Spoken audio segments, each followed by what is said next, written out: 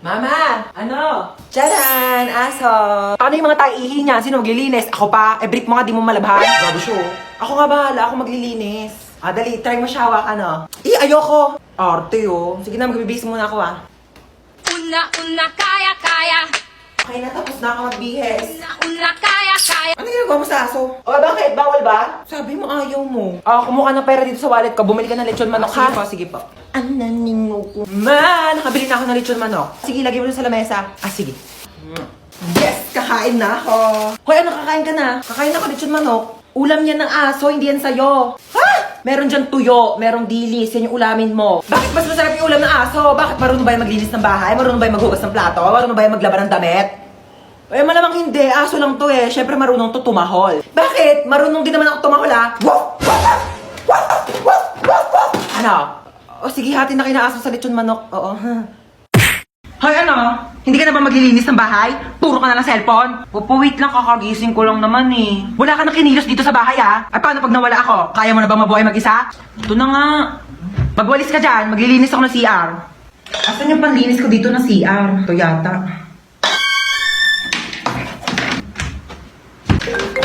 Nak, may tumatawag yata sa cellphone ko. Sagutin mo nga. Ikaw na sumagot niyan. Sige na nga. Hello Mare, ano balita? Tututbrush muna ako, Ba't nandito sa kubeta yung toothbrush ko? Sige ha, tatawagan kita mamaya. Asan yung toothbrush dito sa may kubeta? Nak, kinuha mo ba yung toothbrush dito sa may kubeta? Toothbrush ko to. Yang ginagamit mong toothbrush pang linis ko yan dito sa kubeta. Ito yung toothbrush mo, nasa baso. Kaya pala ang baho ng lasa eh.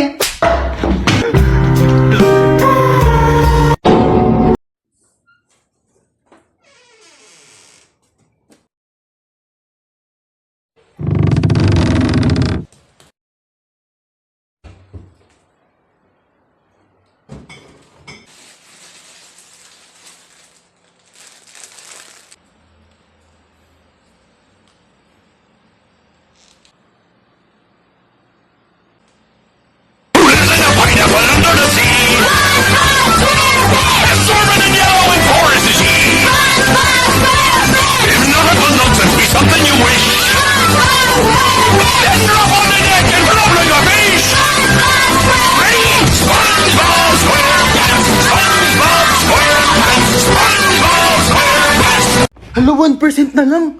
Saan ba yung charger ko? Ayun. Charge ko na nga lang muna to. Matutulog na lang ako.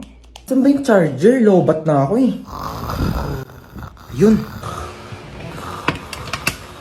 Tulog-tulog pa siya Sasayang talaga to ng kuryente.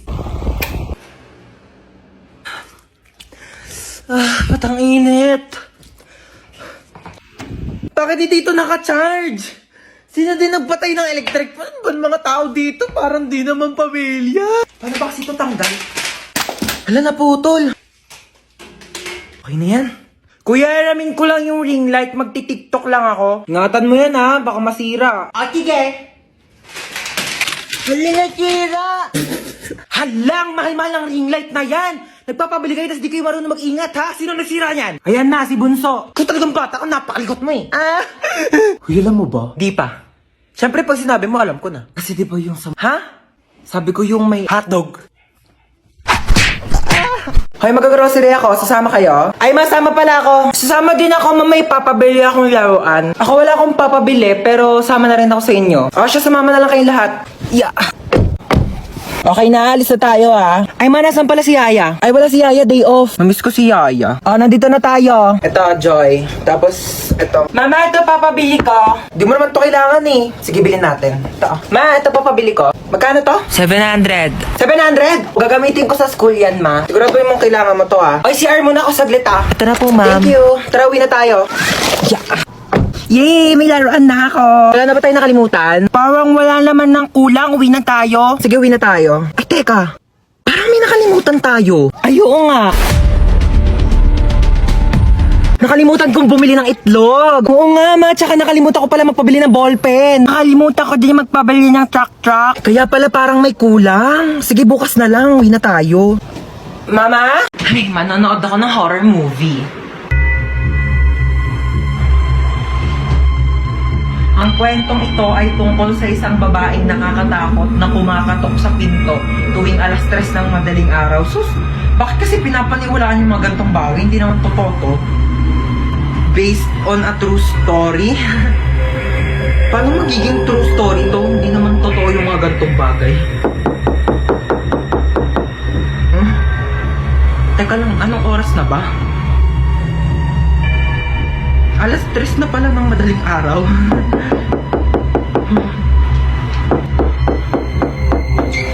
Na! Alam mo!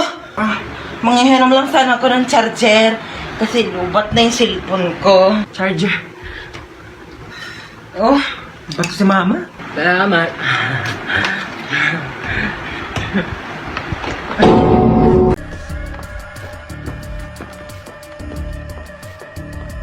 Aray ko, Tea.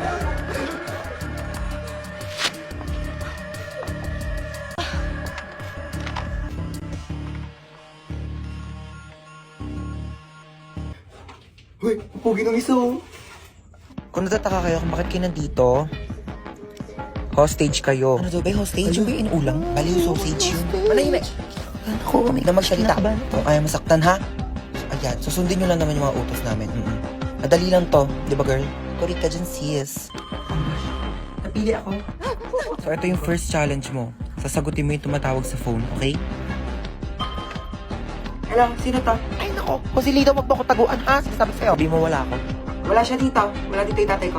Ay, nako. Nasaan naman? Kabayawan ko. Hanapin mo, may mata ka, di ba? Bakit mo ba siya hinahanap kasi? Ay, nako. Ang laki ng utang niyan sa akin, ha? 10,000. Hindi kayo marunong magbayad. Utang-utang kayo. Gagaling niyo mag-utang. Tapos kapag sinisingil kayo, kayo pagalit. Ang kakapal ng mukha ninyo. Kaya mo na yan. Ba't di ka marunong mag-antay? Nagpapautang ka. Ang galing-galing mo magpautang. Tapos hindi ka marunong mag-antay ng magbabayad sa'yo. Kailan ba yan inutang sa'yo ni ng tatay ko, ha? Ay, nako. Sabi mag-uutang daw siya 10,000. Babayaran niya pagkatapos ng isang buwan. Ilang buwan na ba ngayon? Ay, nako. Pang-4 na buwan na. Oo, 4 na buwan na pala eh. Sabi isang buwan pa yan babayaran sa'yo, pang-4 na buwan na. Kung kasi huwag ka magpapautang kung di ka magaling maningil, ha? Ako, kasalanan mo yan eh, kaya di ka mabayaran eh. Huwag ka magpapautang next time, ha? Sige na, bye.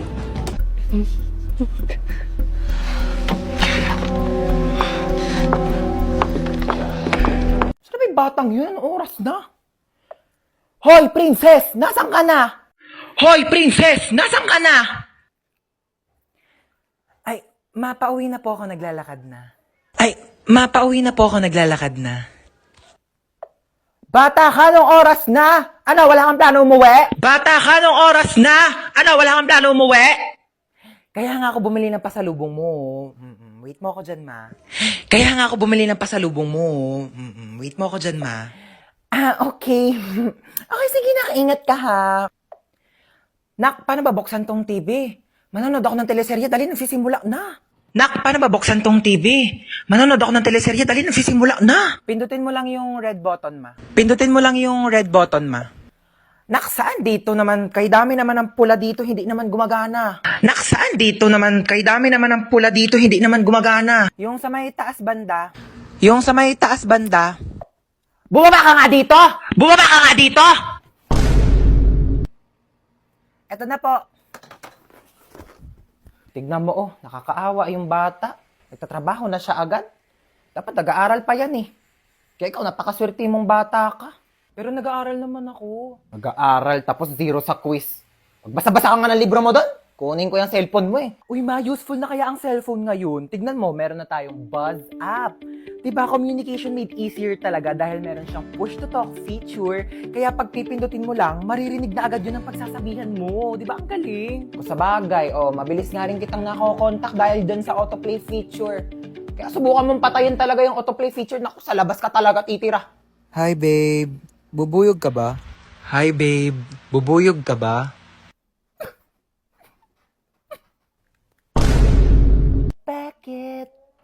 Bakit?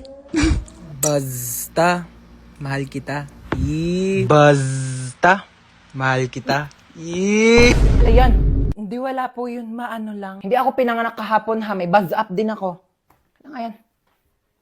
Hoy! Ano babe? Tigilan mo yung anak ko! Hindi nga marunong magkilos-kilos dito sa gawain bahay tapos jojowa-jowa kayo? Ay, hello po tita, gusto niyo po ng halaman? Ay, hello po tita, gusto niyo po ng halaman? Ay, pwede naman.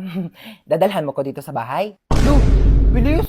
Ganun talaga. Parang buzz up. O, di ba? Mabilis na makipag-usap. True. O, di ba? Sobrang convenient. Buti na lang talaga din-download natin. Wala, sige, maghugas ka na nga doon. Nang maging convenient naman ang buhay ko. Ibabas ko pa nga aking mga kumare. Mapit ang daming basura sa labas. Hubarin mo yung sapatos mo. Pasok muna ako, ang init kaya. Hubarin mo yung sapatos mo. Bawal magpasok ng sapatos dito sa loob ng bahay. Ito na nga, hubarin ko na. Bakit mo pinasok? Di ba sabi ko bawal magpasok ng sapatos dito sa loob ng bahay? Kakalinis ko lang ng sahig.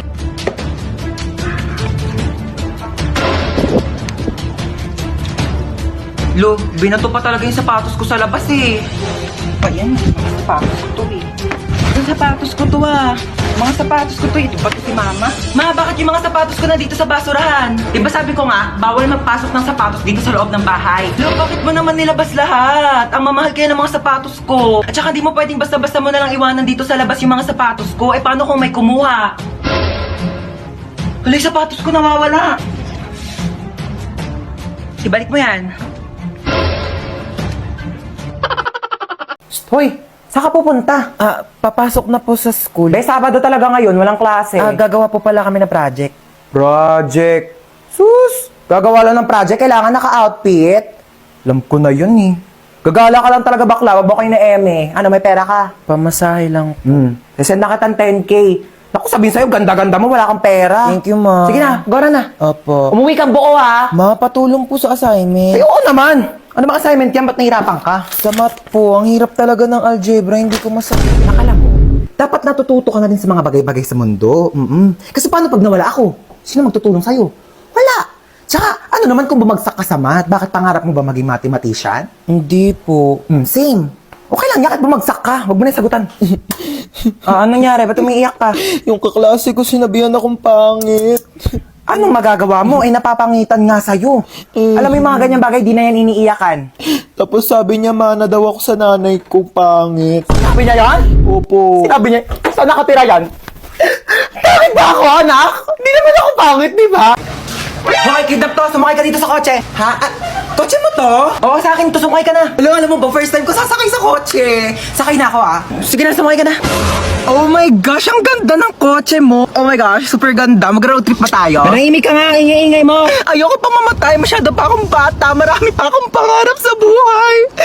Okay ba yung acting ko? Alam mo ba, pangarap ko talagang mag-artista. Ang gulo mo. Ilang beses ka na ng kidnap. First time ko lang mang kidnap. Tapos first time ko ding makikidnap. Ay, hindi kaya meant to be tayo. Loko ka, ang ingay mo, manahimik ka nga dyan. De, charot lang. Ano bang plano mo sa akin? Tatawagan ko yung nanay mo. Hello? Nasa akin yung anak mo. Kalahating milyon. Kinidnap mo yung anak ko? Oo, kinidnap ko nga. Salamat! 1 milyon kapalit ng anak mo. Bakit mo ako sinisingil na 1 milyon? Dapat nga ako maniningil sa'yo na 1 milyon kasi anak ko yan eh. Binibigay na nga sa'yo ng libre. O sige, singilin kita ng 1 milyon. Bumaba ka na nga! Hala, di ako nagising sa alarm.